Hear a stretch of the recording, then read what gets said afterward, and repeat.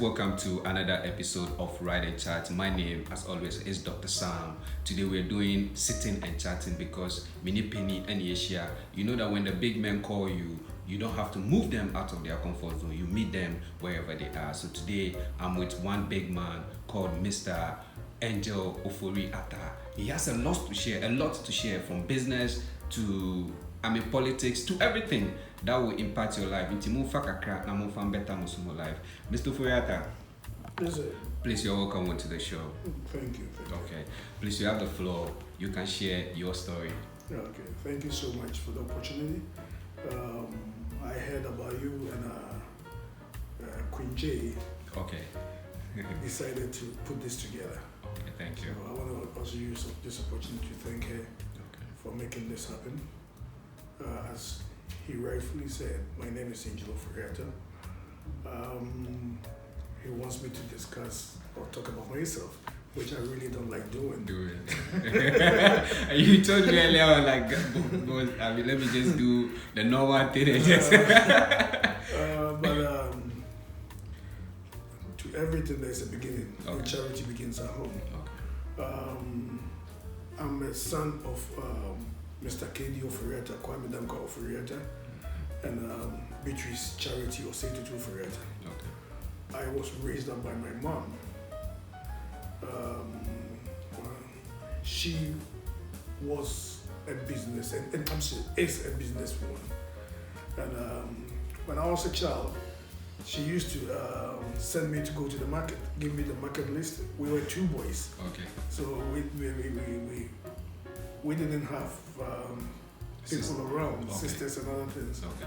And I had issues with maid servants and other things. I'm very picky when it comes to certain things. When somebody poke their nose, spit and everything, it disgusts me, and I'm very picky with my food and how people cook and the hygiene and all that. So I learned how to cook very early because of those things. She used to send me to go to the market.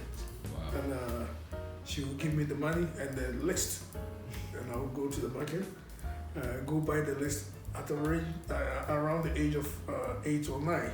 Wow. Then she was also doing Coca-Cola. At that time, she was one of the biggest distributors of Coke and Fanta. Okay. And when the drinks come, she would send me to go and check the list. At that age between. Wow. So I started business very early. In my family, the PWCC family, at that time our factory, our sawmill was behind Kumasi Brewery. Okay. We shared the same wall with Kumasi Brewery. Okay. And they had construction equipment, timber equipment, sawmill, and all that. And my grandfather was part of the first organizers or creators of Kumasi magazine. Wow. So when I was little too, we used to go to the magazine. The first Latiner shop, the shop that grants shafts and axle, was created or brought to Ghana by my grandfather. Wow. And Tech came to purchase it from him. So Tech used to do research and other things at that shop. So I was into construction. I was into timber. As a matter of fact, I enjoyed timber very much because when we were on vacation and people were going to places, Europe and other things, at a very young age, I would like to go with my uncle, who unfortunately passed away, Eric Osei, popularly known as Banahene. Okay. He just passed away a couple of weeks ago. May his soul rest in peace. He would pick me up, we'd go to the bush, and I started seeing money very early. Because when we go to the bush, there are different brands or different type of trees. We go for the Odu, not the Wawa. Mm-hmm. Sometimes you can get Wawa at Infra or Ujina or whatever it is, but we go for the big shot. So we started doing business very early at a very tender age. And I loved doing business. I was somebody who loved working with older people. Okay. My uncles picked me up, and to an extent, although I had friends of my age, I always worked with people who were well matured. Okay. At the time, I came to discover Well, I was introduced to my father. Initially, we were told that my father was dead for one or two reasons. And one day, we were going from Accra to Kumasi, and my mom made a mistake and pointed our family house to us. That this is your family house. Wow.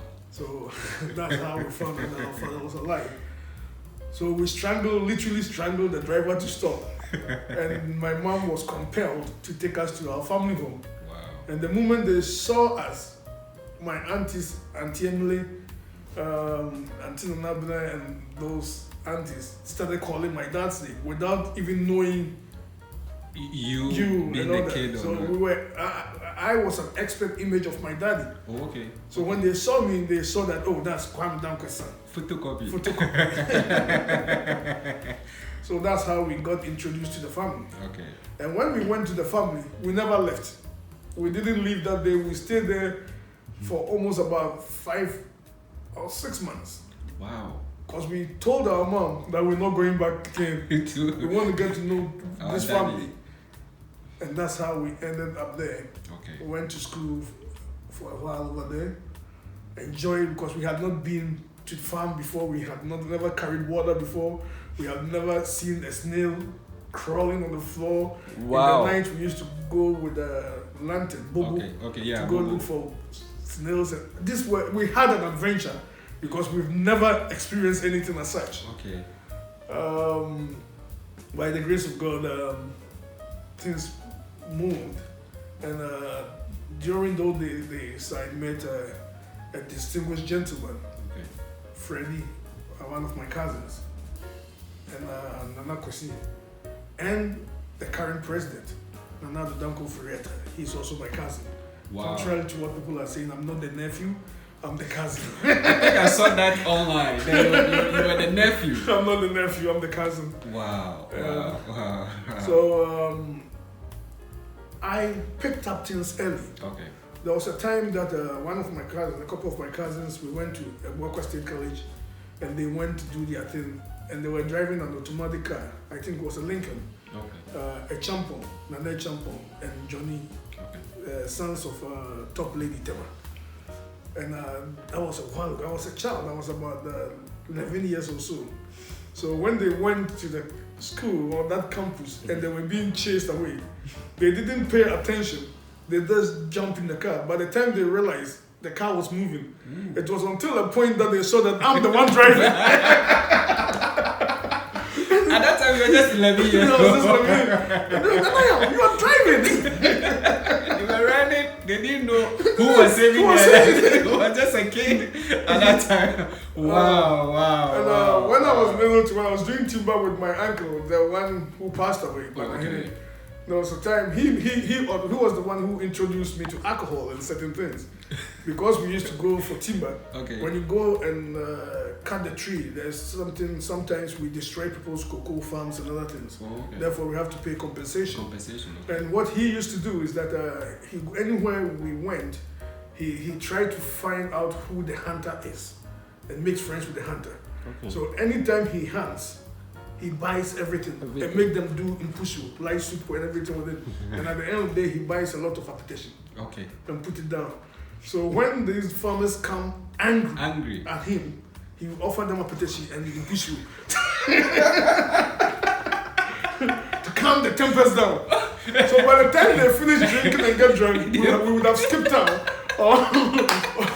So the next day when we come, we will go and arrange, and because when they come, they want money now and then. Instant. And most of the time, we don't have the money on us. Okay. So he will use that to trick them or calm them down them and go back to the city and prepare and come back and come and pay them off the next day. Okay. I remember there was a time he was out of town, so I went, there was a tree that they told us the man was in the middle of the farm, and the man said, we can't take it, we can't cut it down. And it was huge, one of those big odum. Odum trees. And we needed that odum. So in the night, we came and we hired what we call skida. It's one of those caterpillars you can lift up a tree and put it in the trailer. And we hired a couple of trailers, and we hired some tractors and a couple of Doma machine men. So we brought them. In the night around 2, we went to the forest and started cutting it. When we cut it down, few minutes afterwards, we saw some people coming with their lights and church lights and everything. That's weird. That was the owner of the farm. Wow. And when he came, he asked, who brought you? And they all pointed at me. Because at that time, my uncle wasn't there. And I was the one there. Okay. And the guy, he used the side of his machete or machete to slap my neck. Like he was going to cut off my neck like with the side. Wow. Man, I will never forget that day. Wow. So, who small boy way? What color way? I'll never forget that day. But we were able to calm him down because the harm was already been done. Yeah. The thing was down. And my uncle came back and we sorted him out and we took the tree. And one of the experiences that we had is that let's say we go to Wemfie or Bedabo or in Carrier or anywhere that we go take the tree, there are marks. Every area has their trademark. So that have permits or access to cross. Okay. So we knew all the trademarks on the road. So sometimes we can put a FDL, I'm using that as an example, to cross to a certain point and their permit ends at, let's say, in Carrier. From in Carrier to maybe Asukwa, we can use Fabi, another company. You understand? From maybe Asukwa, we can change it and use LLL or use another name. So that was how we were able to move our run locks. Wow.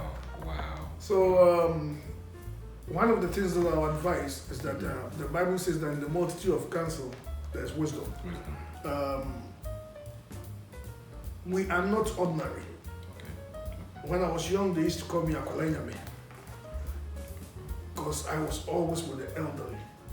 At a point, I never dated a girl at my age because my dad and my cousins were all older than me. Some of them could give birth to me. So they were the people that I was hanging around with.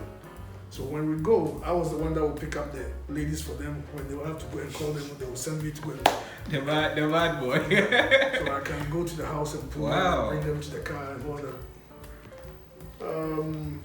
I picked up certain things easily. There's a proverb that also says that a child that knows how to wash his or her hands is with the elders. So I learned the way they do things. And it gave me higher ambitions and higher goals.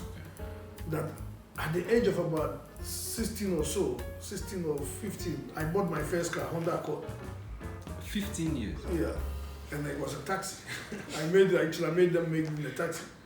I remember I was so crazy that my mom had to go and park her car at a friend's house.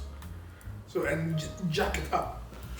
And there was a time that she went away. So I went to my friend, I went and took a mechanic and someone who fixed tires. And we got tires, we got everything. Went and put the tires on the car. And paid them and to move the car.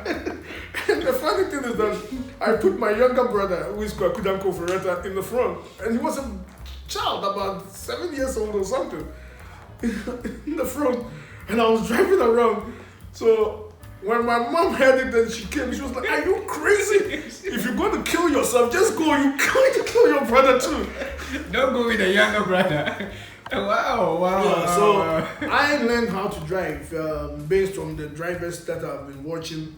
Okay. So as they change it, as they move and everything, I picked it up. So one day I just got in the car and started driving. With business, these men that I was with, they have houses, they are doing businesses, making money and all that. And I was aspiring to be like them. I wear suits, I dress like them, I put deodorant, perfumes and other things on. Whatever they used to do, I did the same thing.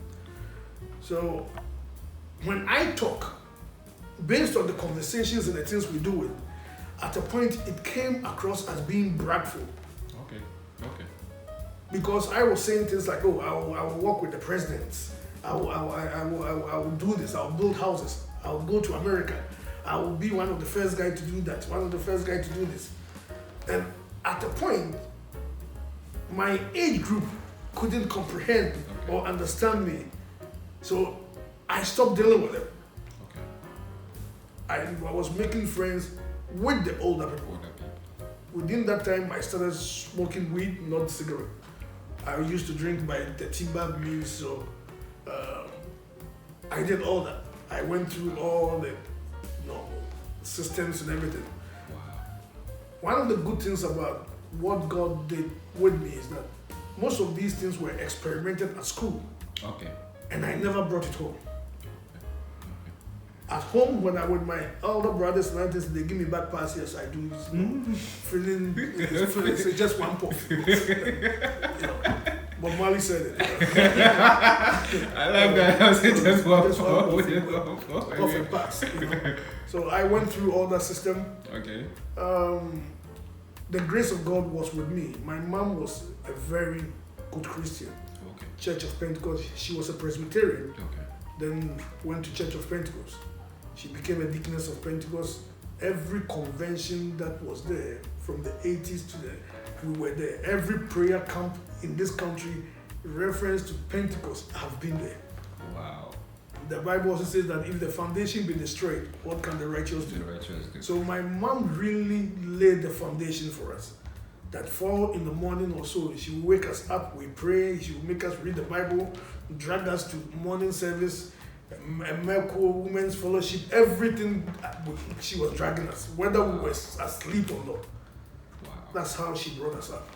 So at a point, although I was bad, she instilled the fear of God in me. Okay. And every Thursday, my soul day, I used to fast. So Thursdays, it doesn't matter what happens. I know my mom is praying for me. I know I have to fast, so I never do anything bad. And that saved me a lot. Wow. God is the way and the light. Okay. Without Him, we are useless. Okay. And my mom taught us that the arm of flesh will disappoint you. And every day, she always advised us that no one can help you but God. Only God can be the lifter up of your head. When He opens the door, nobody can shut. We took this for granted, and at a point, life became a certain way that we ended up depending on humans and believing somebody can do something for us. Wow. And that's one of the things that I want to tell the youth, that no matter what happens, believe in yourself. Okay. Discover and recover who you are. It doesn't matter where you came from, your background, your educational background. God can open the door for you. Okay. Never despises anybody. Despise no small beginnings. Okay. Don't judge a book by the cover.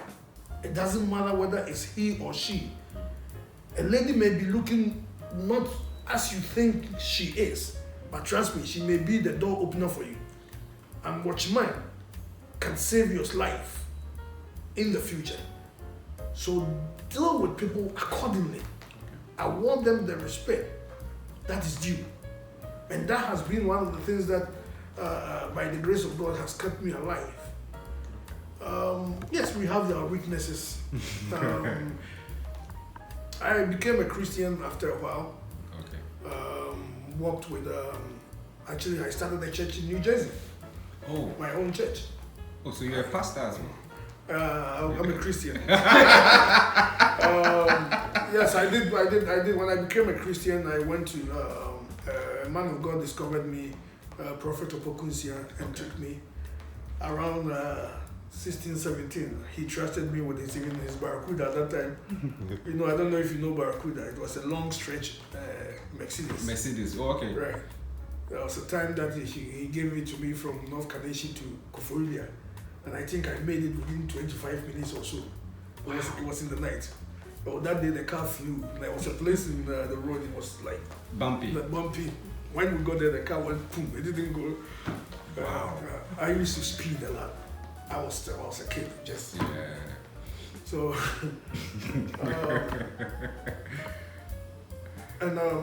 I believe that God has made me special after some things that I got to know at a very young age. Okay. And special people do come with special problems. Okay. So there are things that I did that were abnormal. Okay. There are things that I did that was unheard of. Okay. But thank God that I'm still alive and I did not die. Okay.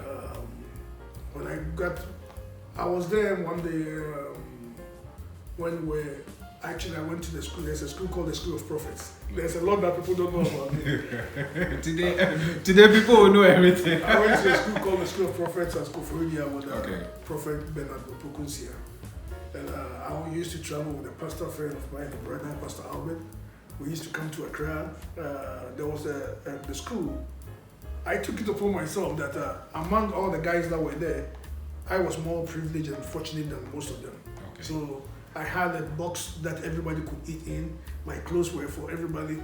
So when things ran out, I used to come to Accra, come and see H.E Ofori Attah at that time, to ask him for help, my school.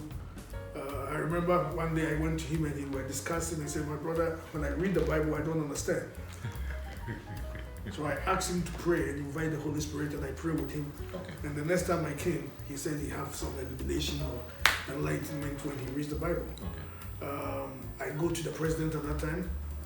As a matter of fact, I stayed with him after 92. We were staying in the same house at Nima. Okay. I just sent the police station. The police station. We were at the boys' quarters. I stayed there for a while before I traveled to US. Okay. So, by the grace of God, all these things Work together and for your good. I was like a clay in the potter's hand. Okay. And as I was being processed, although I knew God, although I have become born again, although I went to the school, due to one or two things, I didn't graduate from the school because they suspended me for going out of town a lot. The stubbornness went to America. And they wanted me to wear suits and everything, and I like my jeans. Okay. And my Timbs or whatever it is. Okay. And I didn't believe that the fact that you become a Christian, that means you should make a 360 turn around. Okay. And I didn't want to be that colo guy, like, you know how you have to dress in a certain way, talk a certain way, do certain things. No, my heart has changed, I've repented, I've renewed my mind, but my style is the same. And I knew God brought me up for a certain group of people. Not for everyone. Okay. So, by the grace of God, when we were doing the graduation, I went. And when I got there, they told me they weren't going to let me graduate because I missed a couple of classes, although I had distinction. Wow. So I left and came to Tema. When I came to Tema, I went to visit my uncle and he was like, where have you been? I've been looking for you. You have to go to embassy tomorrow. Like, embassy for what? And they were like, just came in. Yeah, they were like, oh, we remember last time when you came, we asked you to take a passport picture. We added it to some documents, and when you went, you got your green card. Like, really? Mm-hmm. So as a matter of fact, when I was going to the embassy, I didn't even have a passport. So they have to postpone the date, and they went and did my passport and everything. And by the grace of God, that's how I ended up in US. Okay. When I went to US at that time, I was already a Christian. A Christian. Yes. But then, you went through the Ghanaian system, and then God cleansed you before you. But let's. When you mentioned of staying with the president when you were growing up at the Nima residence, but recently, I think I came across a video of you. I don't know if you were bashing the president or you were trying to send a message across. Please, can you just, also touch on that side for us? Oh, I can never in any way or form bash the president. Okay. He's a man I admire, I respect, and love. Okay. With my whole heart. Okay. I started following him, as I said, at a tender age. When I was a boy. Okay. To the extent that I had to take my mom's money that he gave it to me to, actually I took the money from one of his clients. Okay. And instead of bringing it home, I went and gave it to them for campaign. Wow.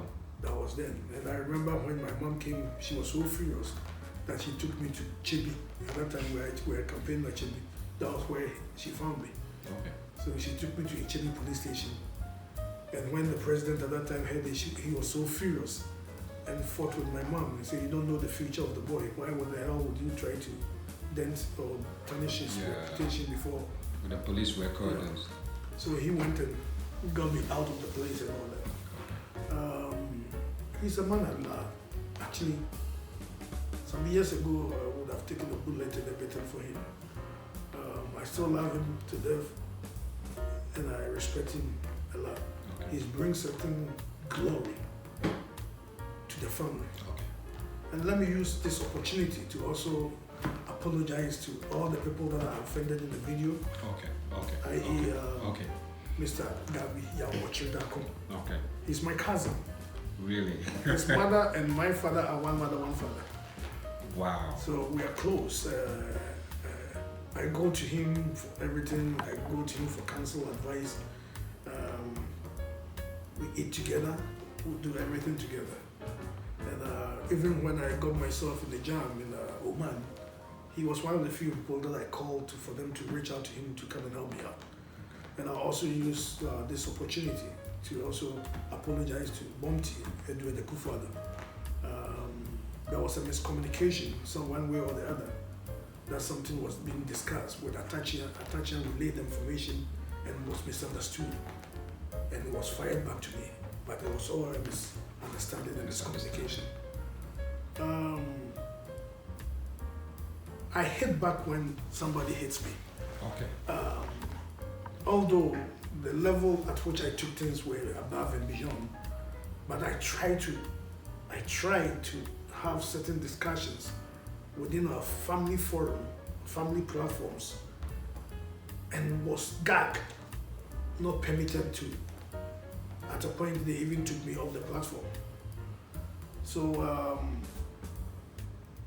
I want to apologize. I'm not here to justify what I did and to insult him wherever the platform, same platform I use or same media I use to do that. I'm standing on the same media to also apologize. Okay. With that said, the president is a very honorable man. He's the man that has believed and still believes in Ghana. He's had a vision for Ghana. I remember when we were young, actually when they arrested me or my mom made them detain me on Katabai, I told my mom, I think I was the first prophet to say that. I told my mom, this man will be a president, and when he becomes a president, you will not enjoy him and all the benefits of it. Wow. Little did I know I will not enjoy it whilst he's the president. Anyway, it hurts and it's disheartening that a man who's toiled and worked all his life to become a president, not just becoming president, but to put himself as a servant to serve the country. And at this difficult time of our dispensation, Corona came and hit the government. No, not just the government, the country, the world. The world, yeah. Everything came crashing. And if you look at how God used this man, you won't believe it. Okay.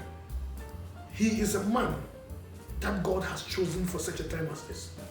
Believe it or not, hate him or love him, he is the man that God has chosen. Okay. Back in those days when he was running for primaries, I went to see the prophet of Prokusia, and the prophet of Prokusia said something that, listen, your man will be a president, but not now. He said, after that, when he started running every time, all campaigns, when he was an MP, running for MP, we used to walk even from Odumase and cross. That time there was no road to Okanta, walk through the villages and all that to go do campaign. He's worked for Ghana, sacrificed himself for Ghana, his family. There were times that may his soul rest in peace. Jerry John Rawlings they came after him. I remember at that time they went and put a whole toilet at Ringway Hotel. He used to own that hotel. Wow. At the Nima house, you will see choppers, helicopters flying over, all to intimidate the man for achieving democracy. When we did Kubi Preku, a lot of people died, but then the risk involved, they knew the repercussion or the consequences of that demonstration, yet they put their lives on the line. Because Pratt, all these guys, Victor Newman, all these guys that were there, they all did what they wanted just for the betterment of Ghana. So a price has been paid for this democracy and this freedom that we have. And of late, when you look at the way people that doesn't have the caliber of that man in their family and they talk about him, insult him. Sometimes it's very disheartening. It hurts. It's so painful. It's not like he's giving me anything. He hasn't given me anything. As a matter of fact, people are saying he took me to America. No, he didn't take me to America. You just made a revelation. He did not take me to America. I just love the man. He's a black. And he's the reason why I even got in politics. Okay. I'm not a politician, but because of him, everywhere he went, I was with him. Okay. Primaries, every primaries. I will fly from US and be with him throughout the primaries until it's over before I go back. Wow. Leave my work for all those seasons. Every primary, I was in Ghana. When he comes to US, everywhere he goes, I'm with him. And I'm paying for my own bills. He sleeps at big hotels. Sometimes the hotel bills are $500,000 a day. I pay for my own. My kids and other people who make accompany us, I do take care of some of these logistics. Wow. He is a man that I love. And let me see something. The Bible says something that is very good. That no matter what it is, we should pray for our leaders. Okay, yeah. You understand? Yeah, for wisdom. Hate him or love him. You know, we should pray for our leaders. I'm going to try and see. Okay, let me read 1 Timothy chapter 2, verse 1 and 2. He said, I urge you then, first of all, that all petitions, prayers, intercessions, thanksgiving be made for all people, for kings, and for those in authority, that we may live peaceful and quiet lives in all godliness and holiness. When you come to 1 Peter chapter 2, verse 17, it says, show proper respect to everyone, love the family of believers, and fear God. Honor the emperor. The emperor is the president in our time. Okay. Romans chapter 13, verse 1. He said, let everyone be subject to the governing authorities, for there is no authority except that which God has established. The authorities that exist have been established by God. I'm just telling you, Ghanaians, whether you like it or not, unless God appoints a president, he can never be a president. God appointed Nana for such a time as this. Okay. He is the president and he is the man in charge. And as the Bible says, we call ourselves Christians. We are Christian families. And we are a Christian country. We ought to pray for the president in such challenging times, for us to have peace, tranquility, understanding, love. It's not he that willeth nor he that runneth, but it's God that showeth mercy. I can't believe and sit back. Last time I went to a restaurant and some people approached me that what are we doing to the country? I'm not in government. As a matter of fact, I'm yet to receive a contract or anything from anybody. Okay. The fact that I'm Ofori Attah, I got attacked. And I told them I'm not in government. Somebody Googled me and saw the name, oh, you're Ofori Attah, you are part of it. It was so bad that I had to leave the place, leave my food, and walk away. Wow. I just want Ghanaians to know that this man was appointed by God. As I said, Opokunsia said it. Then, before that, in 2005, was it 2005 or 2006, I bought my first house, my first single family home at Upper Marlboro, Maryland, 10,001 Beddy Lane. And when the Archbishop, Nicholas Duncan Williams, came to pray, he said something that I should prepare myself, but Nana is going to be president one day. That was then.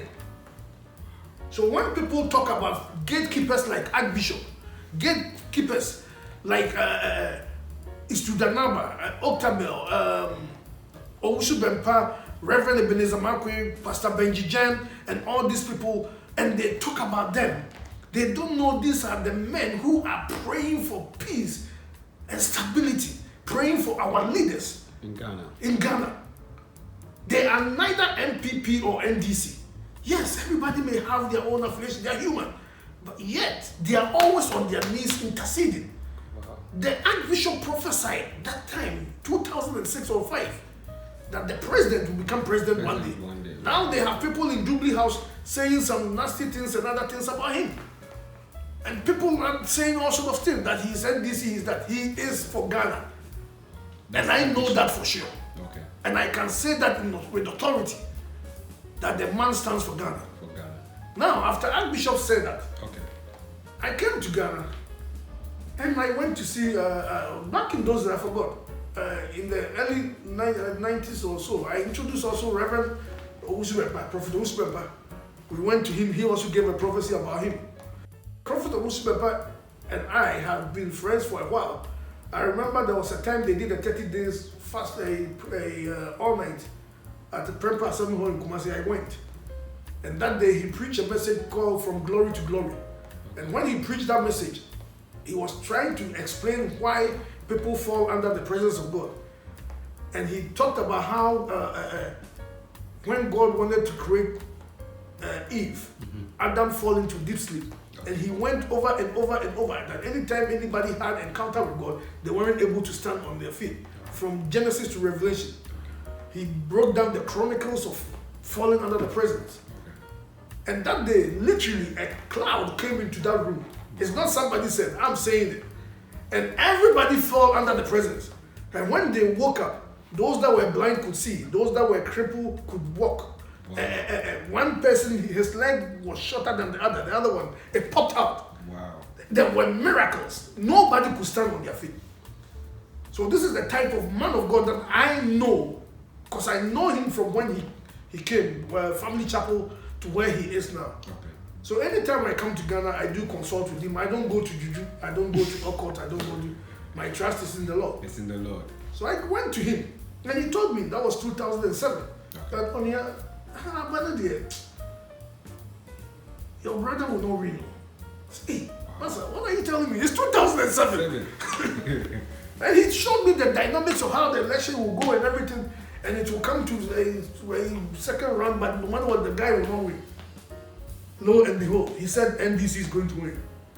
He won. 2012, I went to him, and he called me again. So, Master, God has given you the thing. Wow. It's yours to be taken. But in the realms of the spirit, it's not coming. It's not coming. Hey, Master, this is the second time. So I think the 2012, I spoke to Honorable Attah here. Charlie, this is what this guy is saying. Let's find people. Then Reverend Dr. Ebenezer Markwei also called me. Say, Angel, come, son. This is what is going to happen. The elections has been won, but there is something at the background of the Ochimai. And unless it's dealt with, there is nobody that can go above Ochimai. So there's something we have to deal with before Nana can become president. Okay. So as for this thing, you guys cannot win it. That's the 2012. 12. So I called one of my cousins, Anapoku, for him to come and see Reverend Ebenezer Markwei to hear what God is telling him or using him to say. And we prayed about it and all that. But it came to pass as he said. But 2016, they all gave the green light. Okay. So as I'm trying to establish that this man was chosen by God. Okay. And don't always think that your choice is God's choice. Okay. There is time for everything.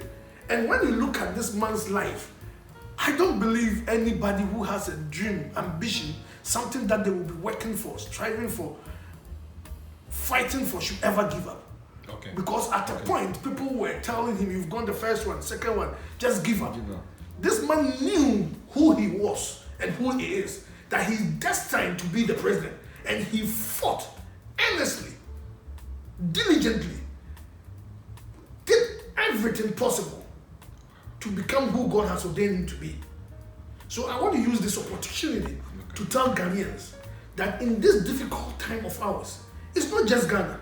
The economy is bad everywhere. Worldwide. If you look at the miracles that H.E Ofori Attah is doing, it's unbelievable how he's managing the economy. Yeah, he's not perfect, we all know. He has his lapses. Everything is investment, but not everything should be invested. Okay. But the man is doing the best for the nation. He's the best finance minister we've ever seen. He's working miracles. And thank God with this e-levy, because we want to bless the country. This will help generations to come. Right now, we may be struggling and fighting it. But in the future, just like America, any other country we see, we pay taxes on our cell phones. So everything that we do, Wave, whatever, Cash App, whatever we use, there are taxes on it. So it's not just here. Momo is being taxed, but it's being taxed everywhere that system is being used around the world. We want to stop depending on foreign aids. We want to stop depending on loans. People talk about we getting loans and government getting loans. I say we are not in government. There were debts and the interest rates and other things were so high that people have to get loans to pay off some of those things at a lower interest rate, that the bills may not be too much. Our expenditure were too much. Our liabilities were over the board. Okay. But this is not the time to allocate blames and all that. Okay. The president is a good man. Okay. One of the things that I don't like is that he's become so lenient. A lot of people are disappointed. And I'm also part of the people who are disappointed. I will not lie. His cousin. You are his Yes, cousin. I'm very disappointed in some of the actions, decisions, and choices he's made. Okay. He's a man with remembrance. He's a man with good instincts. He's unique, hardworking. At his age, sometimes sleeps around 4 or 5. The earliest he might leave the office about 9:30, 11:30. Sometimes 3 a.m. or something, he's still in the office working for Ghana. But he got to change his leaders. Some of his ministers are not helping. We cannot be driving into the pitch and have the same pilots and drivers. If the plane is crashing, we got to change. When Black Star were performing, they changed. Massa, reshuffle. Why? Reshuffle. Let's reshuffle. Let's get some new ideas. Okay. Let's get some new people. Let's move people around. Let's see if the system will work. Okay. Because heavy lies the head that wears the crown. crown. It's so heavy on him, but it seems that he's not really surrounded with good people. Okay. Or everybody are doing their own thing. Wow. And it hurts that the man with that ambition, vision, this is a time that he want to leave legacy. And look at what is happening. So if my Mr. President, my brother, if you can change gears, change the system, reshuffle, move people around. Some of the CEOs are heartless. They were not foot soldiers. They never knew how the system ran. Then they came to be at where they are. So they don't know how to handle the system. Okay. So let me ask, what's the current relationship between you and the president? How is it like? It's very cool. Anytime he sees me, we'll talk. Okay. His family, his blood. Okay. I love him, as I said. I can walk to his place anytime I want. Okay. Someone will say, oh, I mean, he's talking because probably the president didn't give him a post or didn't give him some job or some money contract somewhere. That's why he's bashing and then saying all these things on air. What do you make? Are you coming from that angle? Let me tell you, when I met the president when he became president, the first thing that he asked me, my brother, what do you want? Okay. And what I told him is that I serve at the pleasure of the president. Okay. And I said, sir, you said if you want to make money, don't be in my government. And I said, sir, I'm an investor, I'm an international investor, I have investors, so I'm not going to look for any position.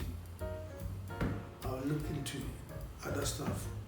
I brought the Sheikh of Abu Dhabi with the Sky Railway for us to do. It was in the billions. If everything had gone well, I don't need an appointment to make money. Okay. I was able to bring ICBC, London, the biggest commercial bank, to come and change tour and rebuild a new refinery. Okay. If everything had gone well, I would have made millions and millions of dollars without being in government. You don't need an appointment from the president. You don't need a handout from the president to be who you are. Just that the fact that I am the brother or the cousin of the president, Yeah. that alone opens doors for me everywhere. Okay. I go to Congo to do business other places, and by the grace of God, when I did the video and I was frustrated, one of the things that God told me is that when has man ever helped you? Man cannot receive anything except it's given from above. If God doesn't touch the president's heart or somebody's heart, you cannot do anything. So I'm not angry or frustrated for what I haven't gotten. Okay. I have been saved by grace, alive and sound. Okay. And whatever I can achieve, only the heavens is the limit, not even the sky. The sky.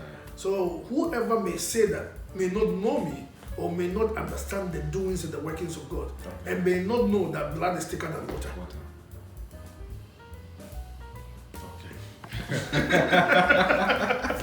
Guys, the program is Ride and Chat. Today we're doing sitting and chat because when a big man calls you, you don't move them out of their comfort zone. You have to meet them. He has said a lot, from business to politics. So now you made mention that the relationship between you and the president is fine. His blood, his family. It's perfect. What of Mr. H.E Nana? Mr. H.E Nana. Because in the video I saw, the fire was going directly to him. Mr. H.E Nana and I, we are not at loggerheads. Okay.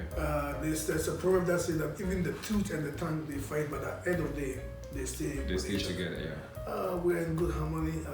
When I see him, we say hello to each other. Okay. We meet at family meetings and all that. Okay. I'm yet to officially go and apologize to him. But the chiefs and other things came into for these things to be done amicably. Okay.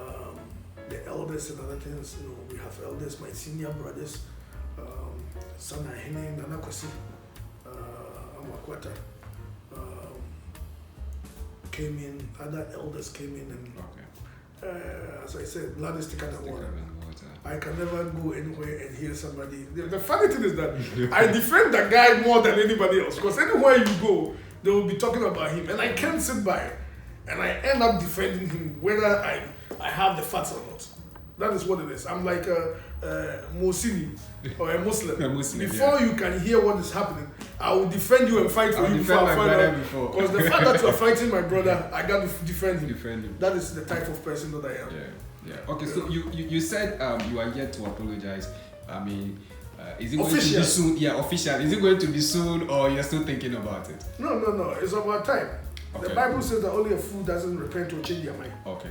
Yes, when you do something in the heat of the moment, it doesn't matter what it is. Okay. At the point you realize that you went a little bit, it was out of order. Okay. You may be right. Okay. But not all right things are right. All right. Yeah. Idi Amin says something. You may have the freedom of speech, but your freedom after the speech may not be guaranteed. So, freedom of speech doesn't give you the right to say anything that comes out of your belly. Yeah.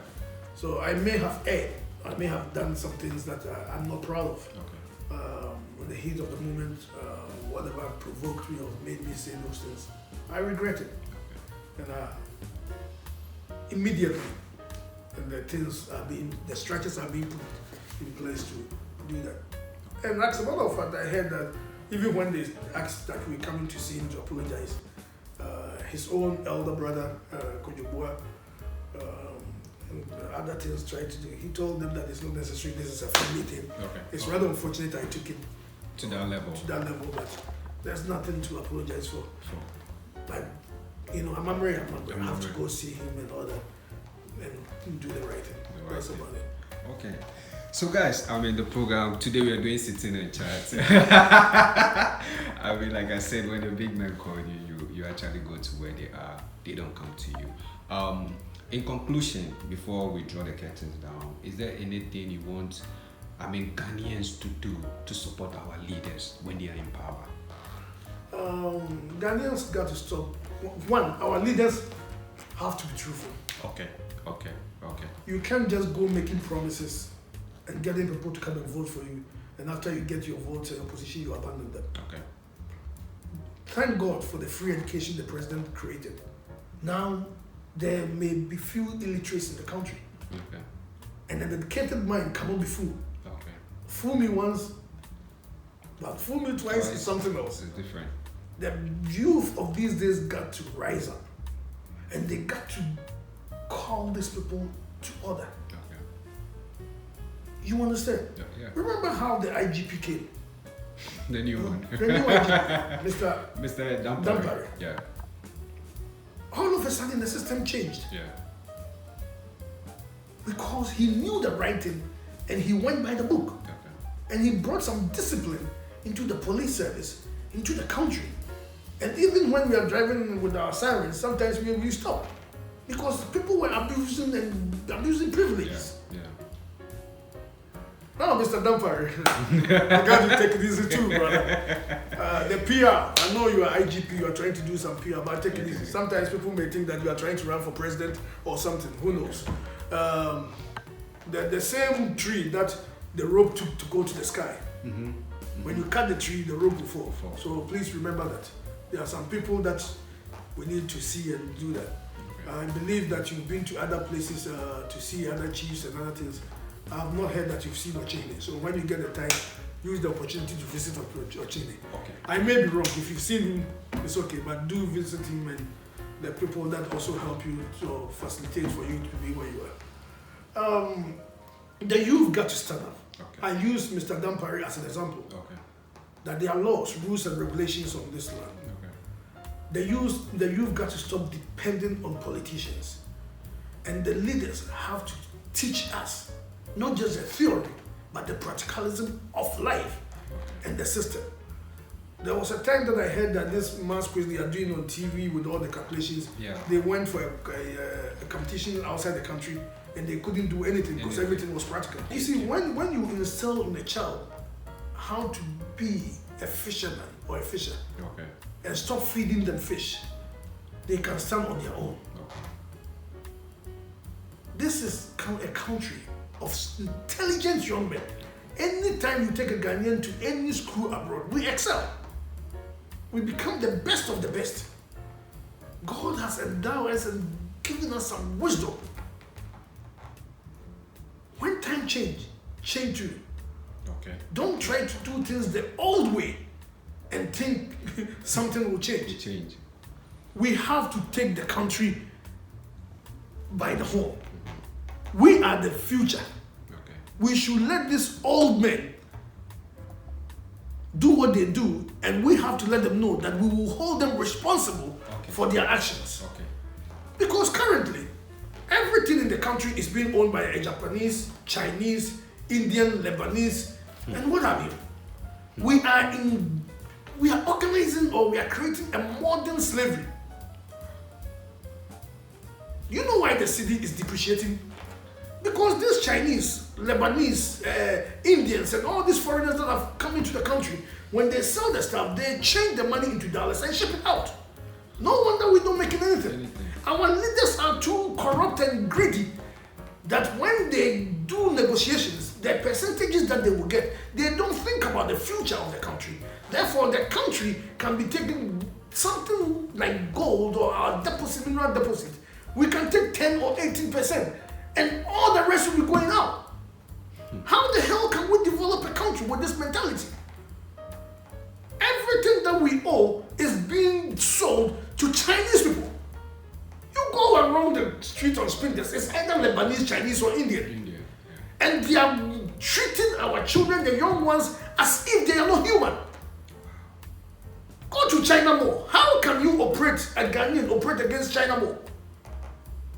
How can you operate against, what do you call it, Masmat or Malcolm or Palace?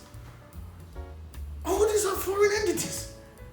You go to West Hill Mall, and whoever, I don't know what geezer gave the permission, right behind West Hill Mall, there is a China Mall. No wonder all the shops, Ghanaian shops in the West Hill Mall are closed because they are going to buy cheaper stuff from China. If we want to stop the imports, if we want to stop the depreciation of currency, we have to think of Ghana.